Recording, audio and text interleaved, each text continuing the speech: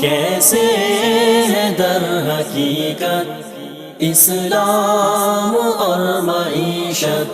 حضرت انس رضی اللہ تعالی عنہ بیان کرتے ہیں رسول اللہ صلی اللہ علیہ وسلم نے فرمایا لا یؤمن احدکم حتی یحب لاخیہ ما یحب لنفسہ، فرمایا تم میں سے اس وقت تک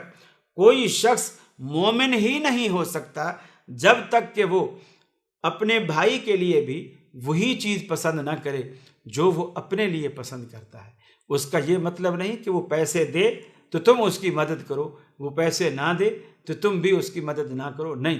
فرمایا اب ہمیں کیا، جو تم اپنے لیے پسند کرتے ہو، ہمیں کیا پسند ہے کہ ہمیں کبھی کوئی دکھ نہ ہو۔ اگر میں دکھی ہوں تو ہمیں یہ بھی پسند ہے کہ میرے دوست، میرے رشتہ دار، میرے بھائی میری مدد کریں، میرا خیال رکھیں، مجھے پوچھیں، میری خیریت معلوم کریں، اور یہی چیز دوسرا مسلمان بھی چاہتا ہے۔ آپ یہ چیزیں بغیر کسی صلے کے، بغیر کسی عوض کے، بغیر کسی بدلے کے آپ یہ چیز جو ہے آپ اسے ادا کرتے ہیں تو یہ ایک اچھی بات ہے۔ تو انشورنس کے اندر اگرچہ اسٹیٹ بروکر بڑی سبز باغ دکھاتے ہیں، لیکن اس میں بہت ساری قباحتیں بھی ہیں۔ ان قباحتوں میں یہ بھی ہے مثلاً جو رقم انشورڈ بالاقساط ادا کرتا ہے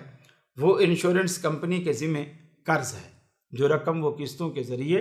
ادا کر رہا ہے وہ انشورنس کمپنی کے ذمہ وہ رقم قرض ہو جاتی ہے، اور اس پر جو زائد رقم کمپنی کی طرف سے انشورڈ کو ملتی ہے، یعنی پالیسی ہولڈر کو جو رقم کمپنی ادا کرتی ہے جسے وہ منافع کا نام دیتے ہیں، وہ سراسر سود ہے۔ چونکہ رسول اللہ صلی اللہ علیہ وسلم نے فرمایا ہے کل قرض جر نفعا فہو ربا، ہر وہ قرضہ جو آپ کسی کو قرض دیں اور واپس وہ منافع کے ساتھ آپ کو ملے، آپ منافع کے ساتھ اس کو لیں، تو فرمایا وہ سود ہے۔ تو جب میں انشورڈ ہوں اور میں پالیسی ہولڈر ہوں اور میں اپنی قسط ادا کر رہا ہوں تو میری قسطیں کمپنی کے پاس قرض ہیں، کمپنی میری مقروض ہے، میں نے اس کے پاس قسطیں جمع کرا رکھی ہیں۔ جب وہ میرا قرضہ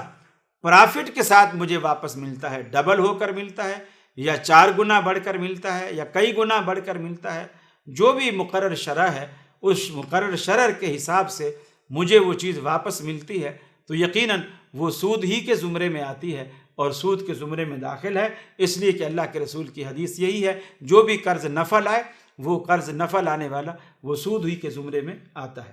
اسی طرح دوسری قباحت یہ ہے کہ بیمہ سے وراثت کا جو شرعی نظام ہے یہ بالکل بگڑ جاتا ہے اور خلط ملط ہو جاتا ہے، اس لیے کہ انشورنس کمپنی کے پاس جب بھی کوئی پالیسی ہولڈر اپنی پالیسی خریدتا ہے تو وہ اپنے بعد کسی شخص کو اپنے ورثاء میں کسی شخص کو نومینیٹ کرتا ہے کہ میرے بعد میرا بیٹا ہوگا یا میری بیوی ہوگی، میں اگر مر جاؤں ان کیس تو پھر یہ میرا جو انشورنس میں نے کرائی ہے، جو بیمہ کرایا ہے، یہ رقم جو ہے میرے فلاں عزیز کو جو ہے دی جائے۔ اب اس کے مرنے کے بعد اس کے پاس اس کے سرمایہ میں جتنا کچھ ہے وہ اس کے ترکے میں آنا چاہیے تھا، اور ترکے میں آنے کے بعد اس کے پورے ورثاء میں مثلا اس کی بیوی بھی ہے اور اس کی اولاد بھی ہے تو اس کی بیوی کو 8واں حصہ ملتا، اس کی اولاد میں بیٹیاں بھی ہیں بیٹے بھی ہیں تو پھر ان کی بیٹیوں کو جو ہے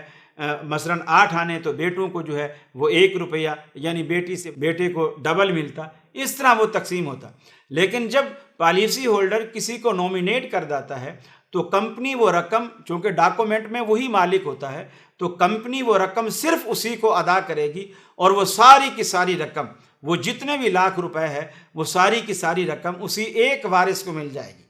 اور اس میں شرعی قباحت ہے۔ اور رسول اللہ صلی اللہ علیہ وسلم کا ایک، اب ظاہر بات ہے وہ وصیت یہی کر گیا ہے، یہ اس کی وصیت ہے، اور اس کی وصیت کے مطابق عدالتیں بھی یہی فیصلہ کریں گی، اور کوئی وارث اس پر کیس بھی نہیں کر سکتا، اس لیے کہ وہ مالک ہے، وہ مرنے والا خود اس کے نام کر کے گیا، اس کو دے کر گیا ہے۔ حالانکہ رسول اللہ صلی اللہ علیہ وسلم نے فرمایا کہ لا وصیت لوارث، وارث کے حق میں وصیت نہیں ہے، یعنی وہ ورثاء اگر کسی کے 5 بیٹے 4 بیٹے 10 بیٹے ہیں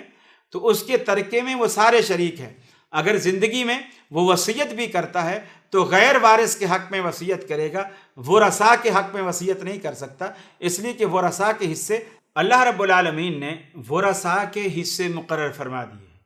لہٰذا ان اللہ رب العالمین کے مقرر کردہ حصوں میں ہمیں رد و بدل کا اختیار نہیں ہے۔ غیر وارث کے حق میں وصیت کر سکتا ہے، وہ بھی 1/3 کی، اور یہاں تو بیمے کی ساری پالیسی ایک شخص لے جاتا ہے اور وہ بھی ورثاء میں سے۔ بالکل یہ شرعی نظام میں دخل ہے۔ اور تیسری بڑی قباحت یہ ہے کہ یہ جو انشورنس ہے یا بیمہ ہے، یہ عقیدہ تقدیر پر جو ایمان کا تقاضا ہے وہ جائز اور شرعی اسباب بروئے کار لانے کے بعد مستقبل میں پیش آنے والے حوادث کو انسان اللہ کے سپرد کر دے۔ جو ایک ہمارا مسلمان کا تقدیر پر جو ایمان ہے، اس ایمان کا تقاضا یہ ہے کہ ہم جو دنیا کے اندر، جو ہم مثال کے طور پر اگر ہم گاڑی چلا رہے ہیں تو ہم یہ چیک کر لیں کہ گاڑی کے کہیں بریک تو فیل نہیں ہے، کیونکہ اگر بریک فیل ہیں اور ہمیں علم ہے اور ہم گاڑی چلانے بیٹھ گئے ہیں اور پھر بالکل لانگ روٹ پر ہم نکل گئے ہیں اور 100 سے اوپر کی اسپیڈ پر ہم جا رہے ہیں تو یقیناً ہم خودکشی کرنے جا رہے ہیں، یہ ہمارے علم میں ہے۔ تو پہلے وہ اسباب جو ان حادثات کو روک تھام کے لیے ہوتے ہیں، وہ اسباب جب سارے اختیار کر لیتے ہیں، مثال کے طور پر آپ مکان کی چھت پہ سوئے ہوئے ہیں، شرعی حکم ہے، رسول اللہ صلی اللہ علیہ وسلم نے فرمایا اگر کوئی شخص ایسے مکان کی چھت پر سویا ہوا ہے جو مکان بالکل گنجا ہے، یعنی اس کی باؤنڈری وال نہیں ہے، وہ ایسا سویا ہوا ہے، تو فرمایا اللہ کا کوئی ذمہ نہیں ہے، اللہ کا کوئی ذمہ نہیں ہے، یعنی اللہ کا ذمہ تب ہے وہ پہلے باؤنڈری وال لگائے، پھر اس کی چھت کو استعمال کرے، اس پہ سوئے، تو یعنی پھر اللہ رب العالمین بھی اس کی حفاظت فرمائے گا۔ مقصد یہ ہے کہ اللہ پر توکل کرنے کے لیے، اللہ پر بھروسہ کرنے کے لیے پہلے اونٹ کے گھٹنے بھی باندھے جائیں اور پھر اللہ رب العالمین پر توکل کیا جائے۔ اسباب آپ اپنے اختیار کر لیں، مثلا آپ بیمار ہو گئے ہیں، آپ دوائی کھائیں، آپ علاج کریں، پھر بھی آپ فوت ہو جاتے ہیں تو اللہ رب العالمین نے ٹھیک ہے ہماری زندگی اتنی رکھی تھی، ہم چلے گئے، اس میں نہ ڈاکٹروں کا قصور ہے اور نہ میرا قصور ہے، میں نے جو علاج سنت تھا وہ میں نے کرایا ہے، اپنے طور پر میں نے کوشش کی ہے، تو اس سے جو ہے وہ جو تقدیر پر ایمان ہے اس کی بیمہ کی وجہ سے اس میں بھی نقص واقع ہوتا ہے۔ تو اس اعتبار سے رسول اللہ صلی اللہ علیہ وسلم نے جو ہمیں ہدایات دی ہیں، ان ہدایات پر اگر ہم عمل کریں اور ان ہدایات کی روشنی میں عمل کرتے ہوئے ہم اپنی زندگی گزاریں تو انشاءاللہ اس کی نوبت بھی نہیں آئے گی۔ اور دوسری بات یہ ہے کہ یہ جو قباحتیں آپ سن چکے ہیں، اس کے علاوہ اور بھی بڑی بڑی قباحتیں ہیں جو اس کے اندر موجود ہیں، وہ 3-4 بڑی قباحتیں یہ ہیں۔ مثلا اس کے اندر سود پایا جاتا ہے، جسے آپ ربا کہتے ہیں، یہ انٹرسٹ جو ہے یہ سود اس کے اندر پایا جاتا ہے۔ دوسرا اس کے اندر گیملنگ یعنی قمار بازی، جوا بازی جو ہے یہ پائی جاتی ہے۔ اور تیسرا اس کے اندر انسلٹیٹی جو ہے جسے آپ غرر کہتے ہیں، دھوکہ کہتے ہیں، یہ اس کے اندر پایا جاتا ہے۔ اور یہ تینوں چیزیں پائی جاتی ہیں اس لیے کہ جب میں کسی بھی انشورر کمپنی کے پاس جاتا ہوں اور میں انشورڈ ہونا چاہتا ہوں اور میں ان سے پالیسی خریدتا ہوں تو یہ مجھے بھی معلوم نہیں ہے کہ میں کتنی قسطیں ادا کر پاؤں گا اور پھر اس کے بعد مر جاؤں گا، مجھے بھی نہیں معلوم، اور کمپنی والوں کو بھی معلوم نہیں کہ یہ ہمیں کتنی قسطیں ادا کر پائے گا اور پھر ہمیں یہ پھر مر جائے گا اور ہمیں کتنا جرمانہ اوپر دینا پڑے گا، پتہ چلے اس نے ایک ہی قسط ادا کی اور مر گیا۔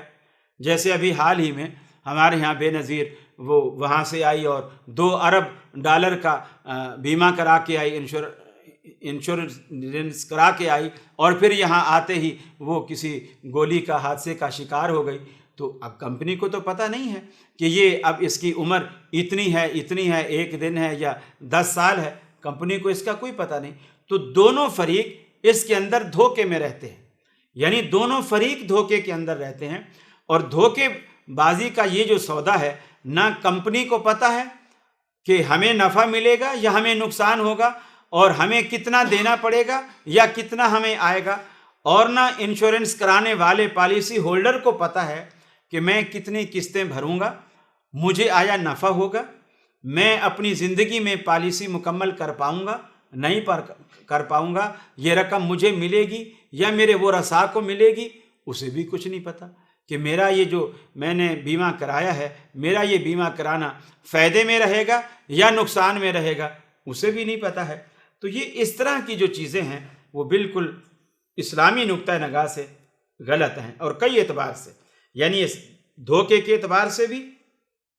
اور کمار کے اعتبار سے بھی، یعنی کمار سے میری مراد جوا ہے، یہ بھی ایک طرح کا جوا ہے۔ جوئے کے اندر کوئی پتہ نہیں ہوتا کون ہارے گا کون جیتے گا، یعنی